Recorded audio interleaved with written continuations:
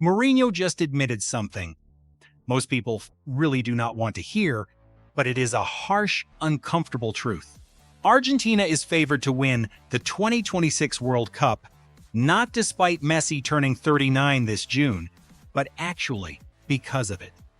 That single statement, which sounds crazy to fans who only track stats, and distance run somehow hides the actual key to everything happening with this squad right now. See what Scaloni built around Messi is not a squad depending on him to run, press, or burst past defenders like he did back in 2012. It is designed so Leo can do exactly what he does best, reading the game 3 seconds before anyone else. And this is the crucial point Mourinho understands far better than anyone, since he experienced it firsthand when he had to stop him. The Messi of today is not that Barcelona version who scored 60 goals every season and made 60-meter runs, leaving defenders flat on the grass. That version no longer fully exists, and that is totally fine. He is 38 now, while his body simply is not the same. Yet what does still exist? And this is what many football fans still fail to fully grasp, is a leader who reads the field like nobody else, anticipating plays that have not even happened yet, able to unlock a tight match with a single 30-meter pass. And Scaloni, who knew him since he was a kid, understood that completely. To get the absolute most out of this older version, he needed to surround him with absolute attack dogs, guys who run for him and win the ball back, feeding him the ball under the perfect conditions to punish the opponent. Rodrigo de Paul is the perfect example of this. The guy runs 12 kilometers every single game, hustling and pressing, taking hits, all so that when Leo gets the ball, he actually has time and space to think. And he isn't doing it because someone is forcing his hand, he does it out of pure love. He grew up watching Messi play, and he knows sharing the pitch with a legend is a historic privilege that won't last forever. It's the same for Cuti Romero, Alexis Mac Allister, and Enzo Fernandez, guys who joined the national team not to compete with Messi, but to shield him and give him the tools he needs at this late stage of his career, when he can't carry the whole load alone. And the stats don't lie. During the 2024 Copa America, Argentina conceded just a single goal all tournament, and that wasn't some lucky accident. This is a unit that defends as a block, meaning Messi never has to drop back deep, just to win possession in his own half. That frees up Leo to do exactly what he does best, make the magic happen in decisive moments. He doesn't need to give 100% for 90 minutes. He just needs 20 minutes at 200%. The squad Scaloni built gives him that exact luxury. Mourinho spelled it out crystal clear. Scaloni built an army of attack dogs to run for Messi, and that is the true genius of the system. In the past, if Leo had an off night, Argentina lost. Remember those brutal finals against Chile, or those defeats to Germany and Brazil? Those squads absolutely demanded Messi perform miracles just to win. It was total Messi dependence. But not this squad. They can win even when Messi isn't the star. They win off an unbelievable clutch save by Dibu during a breakaway, or a towering header from Otamendi, or a relentless gut-busting run from Julian Alvarez that shoulders the burden and eases pressure on Messi. He doesn't have to carry the entire nation anymore. Now he gets to choose his moments. Now, here is where things get interesting. Looking ahead to 2026, Messi won't be the guy out there running the most yards, and he won't be tracking back to cover open space. Even if he doesn't run the most, he is still the one delivering the most key passes and racking up the assists.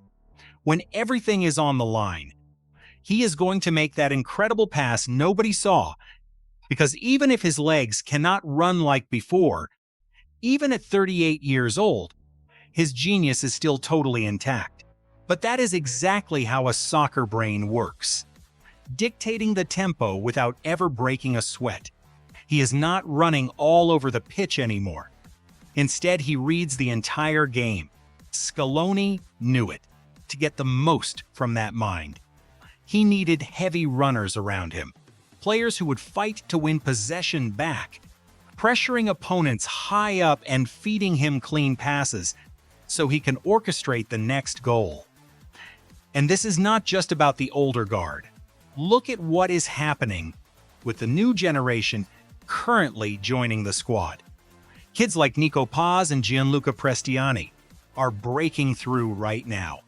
They grew up watching Messi hoist the World Cup in Qatar, and they showed up with a completely fresh attitude.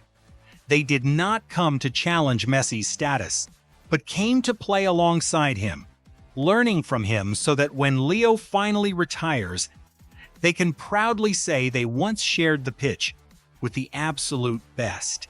That changes the whole dynamic because there used to be real friction in the squad between those who felt they had to live up to Messi's shadow and those who felt completely overshadowed by him. But these young players do not carry that burden. They accept that Messi is untouchable and that his legacy is already set in stone, letting them play freely without the crushing pressure of being the next Messi. Ironically, that makes them even better players because they are not trying to imitate him. Instead, they are trying to complement him. And Scaloni gets this better than anyone else.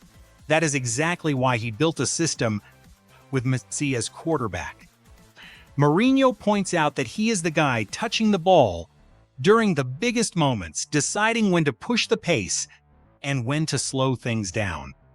But he is not carrying this entire team alone anymore, and that is why Argentina is the heavy favorite for 2026.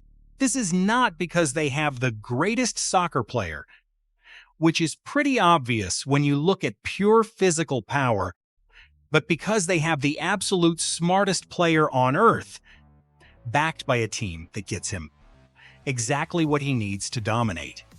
And here is the deeper truth few will accept. Messi does not need to sprint like he used to change the game, because soccer is not just physical strength. It is a mental battle, and nobody reads the pitch like Leo. No one anticipates like him, and nobody delivers the kind of passes he completes. When you surround him with a squad designed to unleash that high soccer IQ without burning him out on endless defensive runs, you build exactly what Argentina has right now, a finely tuned engine where every single part works flawlessly. Mourinho, a coach obsessed with every tactical detail, saw this immediately. That is exactly why he named Argentina as favorites. Not out of cheap nostalgia or warm feelings for Messi, but because strategically, they are the most intelligent group in the tournament. They do not rely on a young, fast version of Messi, instead relying on his brilliant mind. And that genius, my friend, never gets old. It only gets sharper with age. So when the critics tell you that Messi is just too old for another World Cup, just remember Mourinho's warning. Remember that soccer is not just played with your legs, it is played with your brain. And up there, Messi is still untouchable. He has this ideal squad Scaloni built around him, with hungry young players protecting his space and a rock-solid defense keeping things safe. Leo has everything to end his career with the ultimate dream finish, back-to-back World Cup trophies. Only Pele's Brazil ever did that. And if he pulls it off, it won't be because he outran everyone on the pitch. He will do it because he outthought everyone on the field. After those heavy thoughts on Mourinho and the squad, the narrative shifts to a truly era-defining stat. Messi already cleared the 900-goal mark back in March 2026, hitting that massive milestone in just 1,142 matches, making him the only player in history to reach it in fewer matches than Cristiano Ronaldo. And that little detail matters because we are now right on the doorstep of the 2026 World Cup. What used to feel like the distant future is suddenly right here. The countdown is finally real. Argentina already played its emotional send-off game at home, and they did it with absolute style, smashing Zambia 5-0 at the legendary La Bombonera. On March 31, 2026, every single match, every goal, every genius pass from Messi now feels like the final dramatic build-up to what will likely be his last great World Cup run. The football clock is not ticking in the distance anymore. It is happening right now. And Argentina arrives with their legendary captain still firing, still decisive, still brilliant. So let me ask you, is Mourinho right? Is Argentina truly the favorite in 2026? Just because this whole squad is built around Messi? Or is expecting Leo to dominate a World Cup at 39 simply asking too much? Drop your thoughts below, because this entire debate is completely wild, and I desperately want to hear your take.